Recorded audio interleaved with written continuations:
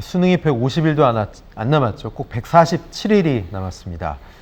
5개월이 앞두고 나온 대통령의 발언, 파문이 커지자 교육부가 진화를 위해서 애쓰고 있는데요. 이주호 부총리 겸 교육부 장관이 어제 관련 브리핑을 가졌습니다. 장관 발언 직접 들어보시죠. 공정한 수능을 꼭 만들겠습니다.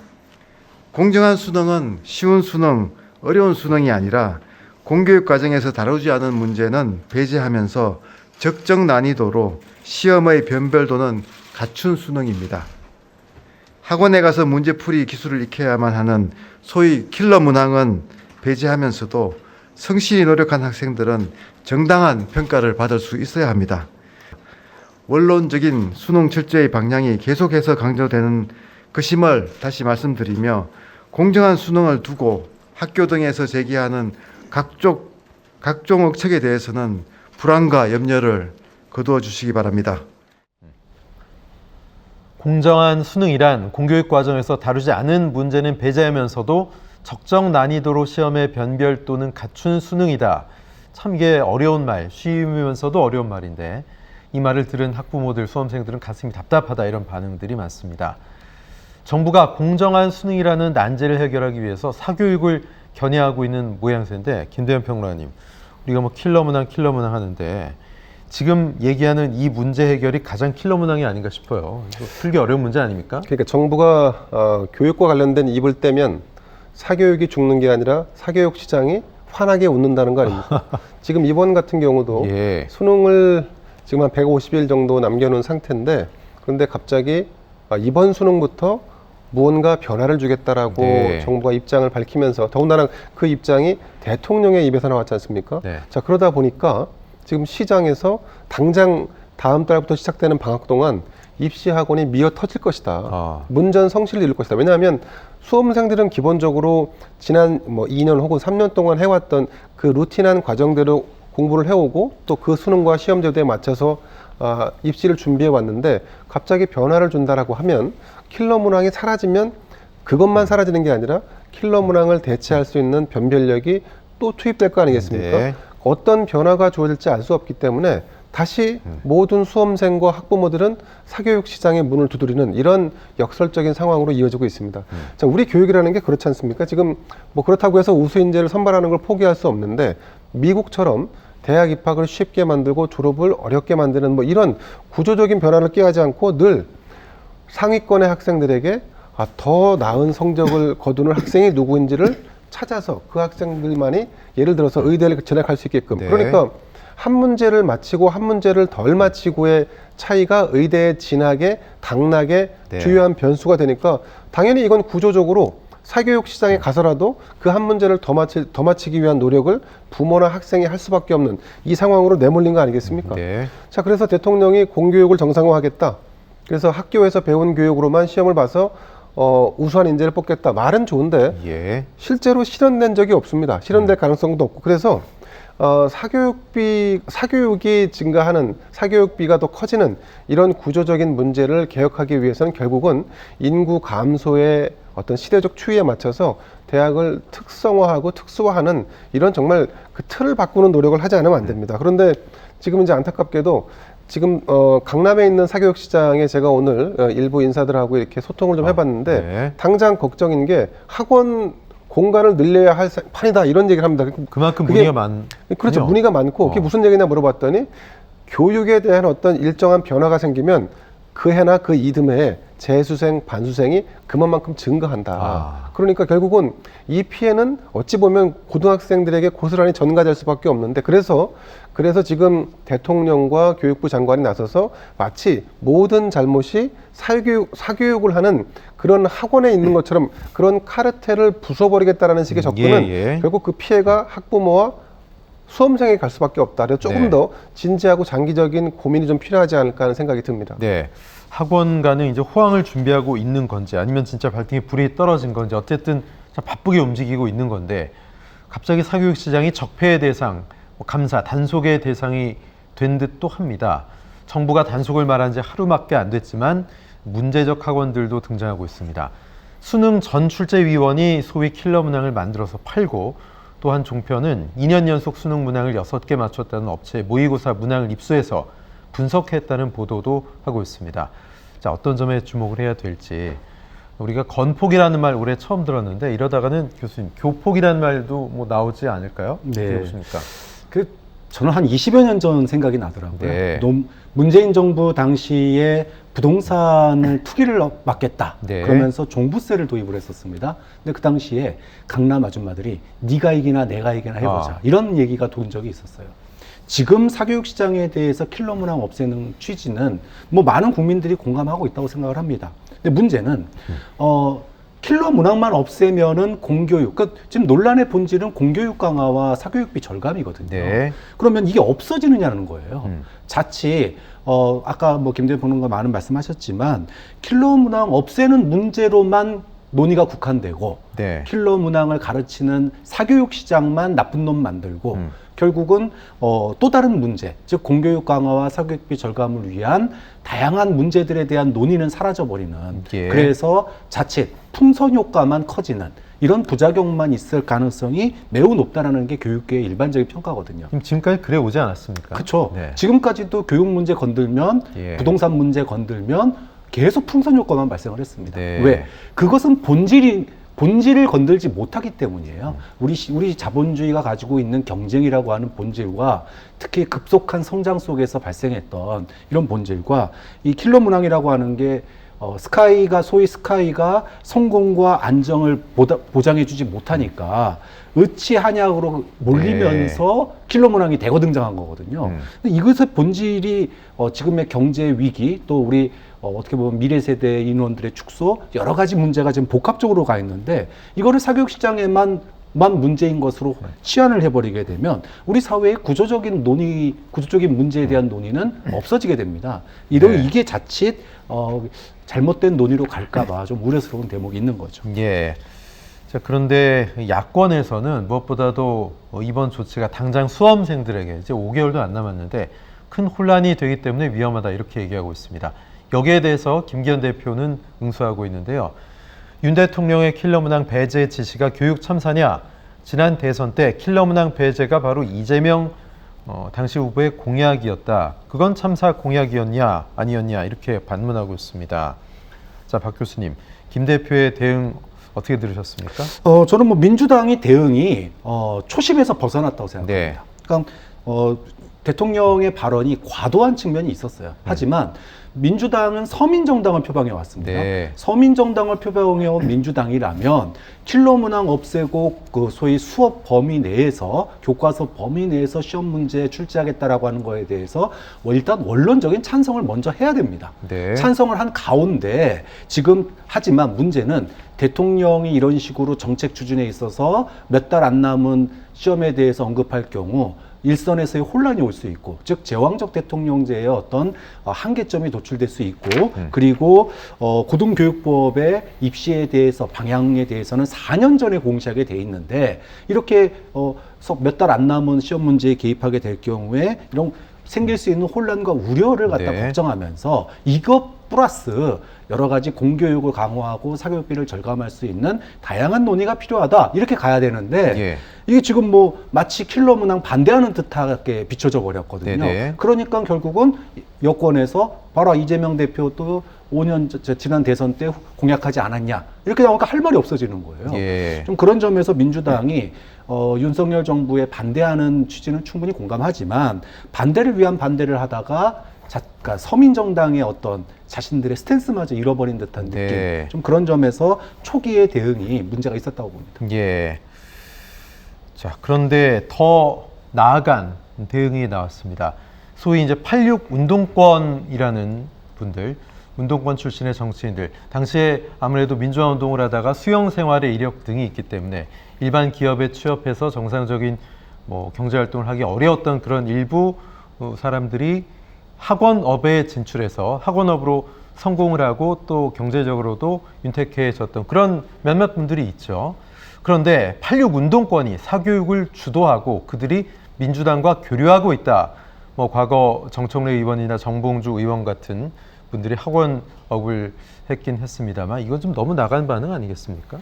뭐 정봉주 전 의원 같은 경우는 지금도 학원 사업을 네네. 아마 하고 있는 걸로 알고 있는데 과거 이제 지금 말씀하신 것처럼 학생 운동권들이 여러 가지 이제 그 과거 운동권 전력으로 인해서 예, 예. 일반 기업에 취업하기 어렵고 더군다나 이제 학생 운동권을 하다 보면 나이가 또 많이 차게 되고 네. 그래서 뒤늦게 취업한다는 게 어렵다 보니까 학원 혹은 출판업에 진출을 다수 한 거는 맞죠. 네. 그래서 그분들이 상당한 어떤 규모의 학원 사업을 하는 이들도 있습니다. 하지만 운동권 출신들이 우리나라 대한민국 사교육을 다 쥐락펴락하고 있다. 그건 좀 과도한 해석이 아닐까 싶습니다. 예. 사교육 업계라는 게 굉장히 치열한 경쟁에서 살아남는 그런 게 아주 일부 업체들이 살아남아서 이제 가게 되는데 네. 만약에 운동권 출신들이 시장을 다 장악하고 있는 정도라면 그분들은 뛰어난 사업가겠죠. 네. 단순히 그냥 운동권이라고 볼 수 없겠죠. 그러니까 다른 시각에서 바라봐야 한다는 말씀을 드린 거고. 자, 그래서 지금 이제 학원 업계에 우리가 이제 아이들을 학원에 보내는 이유는 학원에 가면 더 많은 시험 문제를 풀 수 있다는 거, 또 약간이라도 성적을 올릴 수 있다는 거에 대한 네. 부모의 기대치가 저는 반영된 거라고 봅니다. 학생이 자진해서 엄마 아빠 나 학원 갈래요라고 이렇게 주장하는 아이들은 아마 극히 소수지 않을까 싶은데 예. 자, 그런데 그럼에도 불구하고 어떤 학원이 아이에게 도움을 주고 있는지, 어떤 학원이 우수한 학원인지에 대한 판단을 할 수 있는 자료들은 부모들에게 없습니다.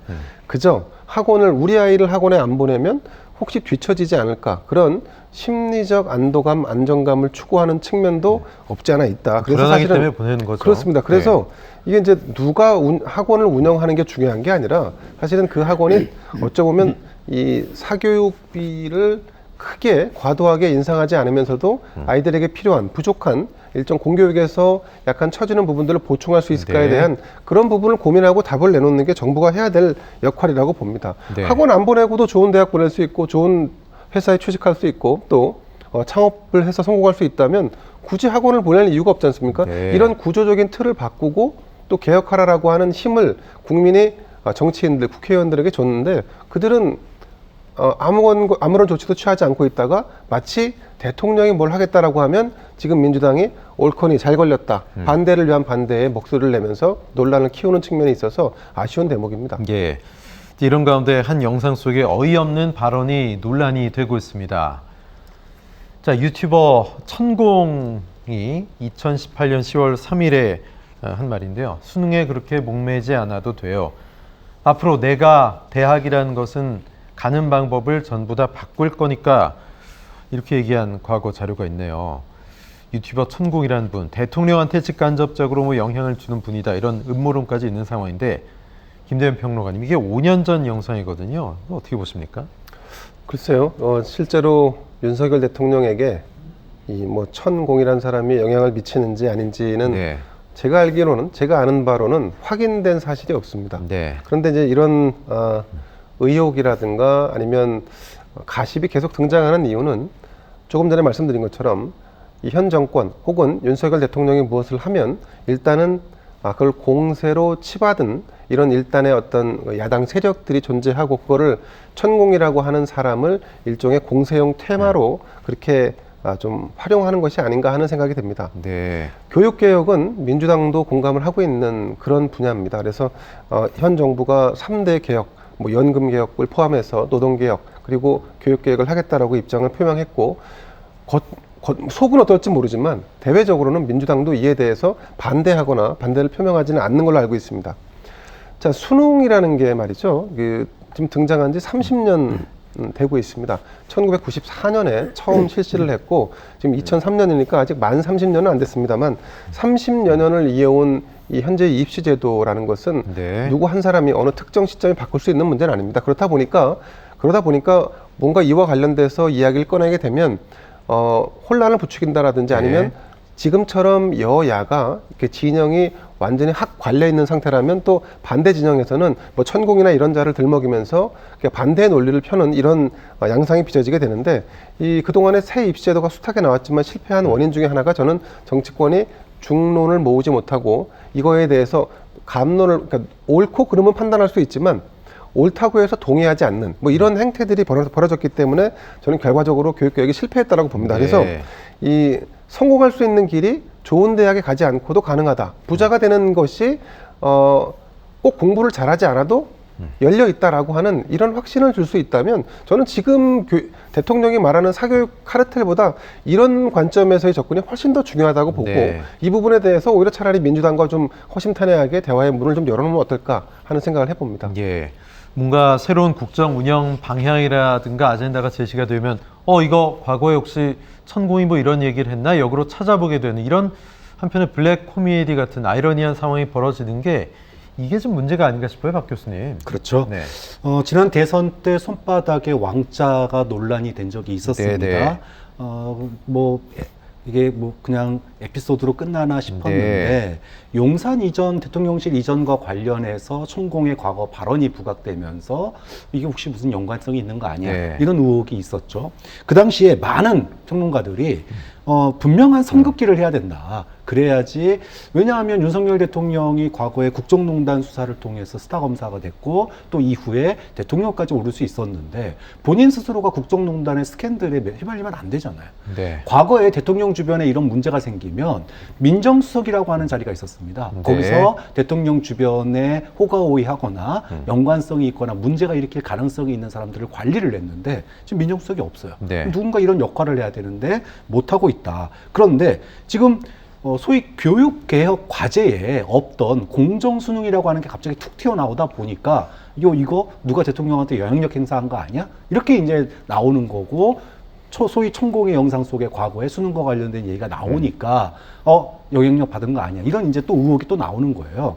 그러면 이게 지금 벌써 몇 번째 반복되는 겁니다. 대통령실이 어떤 논란이 있을 때마다 감히 대통령의 위상과 명령에 어긋나면은 굉장히 갑자기 비서관들 잘라버리고 이런 일이 굉장히 많았습니다. 그런데 유독 천공에 대해서는 선을 긋는 발언들이 없어요. 네. 그냥 허허 웃고 그걸 말이라고 하나 이 정도 수준에서 그냥 넘어가다 보니까 이런 논란들이 계속 반복된다. 좀 분명한 선긋기가 저는 본인이 직접 하기 곤란하고 공개적으로 안 해도 된다고 생각합니다. 예. 저는 비공개적으로라도 천공과 관련된 문제는 분명한 선긋기가 필요하다고 봅니다. 예. 교육 개혁, 사교육비 절감, 공교육 강화 이런 것에 반대하는 분들은 없을 겁니다. 정부 여야 모두 마찬가지고 국민들도 그러실 텐데, 그런데 그동안 역대 정부들이 이걸 몰라서 못한 게 아니죠. 참 어려운 문제이기 때문에 과거 노무현, 이명박 전 대통령 수능에 손댔다가 역효과를 낸 바도 있고, 글쎄요, 아까 제가 킬러 문화, 진정한 풀기 어려운 킬러 문화는 이 교육개혁, 교육 문제다 이렇게 말씀을 드렸는데, 과거 정부에서 어떤 반면 교사를 삼아야 된다고 보세요, 교수님? 우리가 이제 5년 단임제 대통령제를 취하고 있습니다. 네. 그러다 보니까 뭔가 자신의 임기 동안 의미 있는 결과를 남기기 위해서 네. 북한 문제 또는 이런 교육 문제, 부동산 문제 이런 굵직한 이슈에 대해서 성과를 남기고 싶어하는 네. 조직이 있어요. 근데 문제는 이런 것들에 대해서 과제, 그 어떤 정책 추진의 목표에 대해서는 국민들 다 공감합니다. 과거에도 그랬어요. 예를 들어 검찰 개혁하자는 거 문재인 정부 초기에 80%가 넘는 지지율이 있었습니다. 그 다음에 최저임금 10,000원에도 많은 사람들이 공감을 했었어요. 그런데 왜 실패했습니까? 목표에 대해서 반대한 사람이 있는 게 아니라 네. 과정과 절차에 국민의 동의를 이끌어내는 과정이 제대로 진행되지 못했기 때문에 그 과정에서 국민들의 반발이 있었던 거예요. 그러면 지금의 교육과제, 수능, 공교육 강화 이거 다 국민들 찬성해요. 그럼 어떻게 공교육을 강화할지 사실은 사회에서 머리를 맞대고 논의를 해야 돼요. 네. 이게 킬러 문항 없앤다고 킬러 문항 없어지면요 준 킬러 문항 나타납니다. 그 대비 학원 또 나타나는 그렇죠. 또 다른 통선 효과가 나타나요. 네. 뻔한 얘기입니다. 그런데 마치 킬러 문항 조장하는 일부 사설 학원들 사교육 시장 때리면은 수사하고 또는 세무조사하고 그러면은 이번 입시가 역사상 최대 좀 공정해질 것처럼 호도하는 게 문제라고 보는 거예요. 자, 그렇기 때문에 이런 방식 자체가 제왕적 대통령제 방식이다. 네. 역대 이런 정책 추진은 성공한 적이 없다. 좀 그런 점에서 목표에 대한 국민들의 공감대를 이끌어내고 그 과정과 절차에 공론화 작업이 필요하다. 그래야지 3대 개혁 입법, 다른 입법도 똑같아요. 네. 노동개혁도 똑같고 연금도 마찬가지입니다. 손도 못 대고 있는데 네. 이 과정 목표는 국민들이 다 공감한다니까요. 예. 그 과정과 절차에서 이해 당사자들의 어떤 목소리를 반영하고 네. 그걸 통해서 소위 부정적인 효과들을 최소화하는 노력이 중요한데 그런 노력 없이 밀어붙이기로만 추진하는 정책은 성공이 굉장히 어려울 수 있다. 그런 점을 윤석열 정부가 좀 생각을 해봐야 될 것 같습니다. 네, 이 정부의 기조, 국정 목표, 교육개혁의 화두가 던져졌죠. 그런데 관련돼서 갑자기 사교육 카르텔 얘기가 나오면서 수능 난이도 논란으로 번졌습니다. 교육부 장관이 사과까지 하고 대통령에게 많은 걸 배운다 이런 얘기까지 나왔는데 교육부에서 상황이 이렇게 되다 보니까 뭔가 좀 수습을 하고 소위 이제 꼬인 스텝을 좀 풀려고 하다 보면 또 설익은 정책들이 나오는 건 아닌가 이런 좀 우려도 있더라고요. 그러니까 교육부가 교육개혁을 할 수 있었으면 네. 진지게 했겠죠. 네, 교육부는 사실은 이제 교육을 담당하는 행정가들의 정부 부처이지 않습니까? 교육이라는 것은 학계의 어떤 세력이 일단 있을 수 네. 있고 교육계가 있을 수 있고 또 교육과 관련된 사교육을 포함한 산업계가 있을 수 있는데 이게 이제 카테고리별로 다 나눠져서 좀 더 구체적인 예. 어떤 그 개혁 방안을 이루어내야 되는데 지금 같은 경우는 이게 제가 짐작컨대 약간 이런 상황이 좀 있지 않았을까 싶습니다. 대통령은 연금과 노동을 포함해서 교육을 3대 개혁 과제로 네네. 정했고 근데 교육과 관련된 개혁이라는 것이 그 어젠다나 아니면 그 추진력이 상당히 미진했다. 그러니까 뭐 연금은 지금 뭐 말할 것도 없고 노동과 관련돼서는 이미 상당한 어떤 이를테면 전투 아닌 전투가 벌어지고 있는 상황이지 않습니까?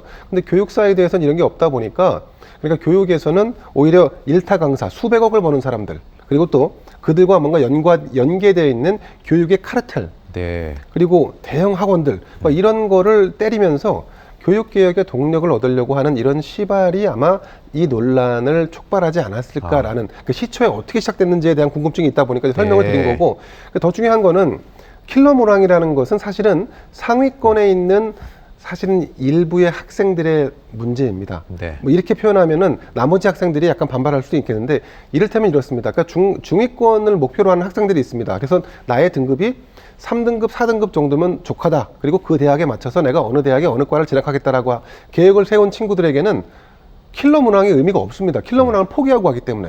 그런데 지금 이렇게 킬러 문항과 관련된 논란을 키워놓으면 그러면 킬러 문항을 없애면 준 킬러 문항을 만들게 되는데 그럼 준 킬러 문항의 그 수준이라는 것이 어느 수준일지 알 수 없기 때문에 3, 4등급의 중위권 학생들이 달려들기 시작합니다.